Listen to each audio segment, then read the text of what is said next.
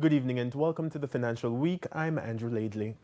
Businesses providing alternatives to styrofoam products are calling for the government to revisit the duties placed on these items at the ports. Chief Executive Officer of Miracle Corporation, Richard Lee, says suppliers like himself are finding it difficult to keep prices low when the duties are high.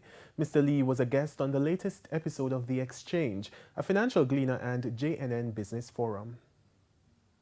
Phase 2 of the expanded polystyrene or styrofoam ban took effect on January 1. Environmentalists say the ban was a good move, but for some private sector members, it came a little too soon. And now, a side effect. Suppliers of alternative items are demanding preferential treatment. One of the things I believe the government should address is, just as how they're committed to the environment, I think they need to address the duty structure on these alternatives. Because, as I'd mentioned earlier, a clamshell container, which is a very popular, cost-effective way for packaging, is duty-free at this point in time, which makes no sense because then your alternatives, the bagasse and paperboard, for example, they still need the soup containers. They're at, I believe, still at 20% duty. So those, I believe, the government should address that to alleviate the cost to the end user and ultimately the food operators and then, of course, the consumers. Mr. Lee argues that alternatives are already more costly than styrofoam. As a result, he says any tax relief is welcome. The cost of importing the packaging, I can tell you, is a significant increase in the resources required to bring these packages in because it costs a lot more.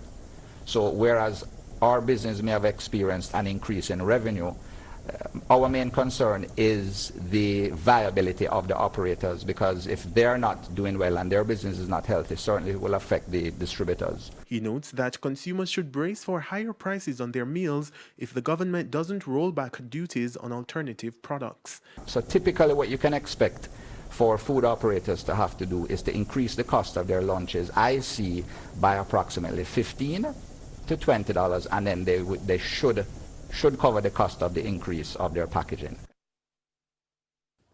More taxi operators are going cashless.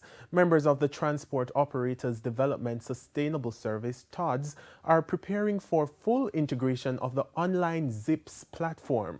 Commuters will be able to pay for the trips using prepaid card or their debit card. They will also be able to acquire and reload prepaid cards at Paymaster locations. TODS says the 20-year agreement provides a sustainable technological solution to address transportation problems. Currency trading ended today with the US dollar selling for $140.70. The Canadian dollar sold for $109.80. The pound is going for $182.25, while the euro closed the day at $155.35. The JC index lost 907 points today, and the junior market index declined by 10 points. Among the winners were Key Insurance, iCreate, T-Tech, Sagicor Group, and Jamaica Producers Group. Now on the losing side were Pulse Investments, SSL Venture Capital, Cygnus Credit Investments US dollar shares, G West Corporation, and Mayberry Jamaican Equities. And that's the Financial Week. I'm Andrew Laidley. Good evening.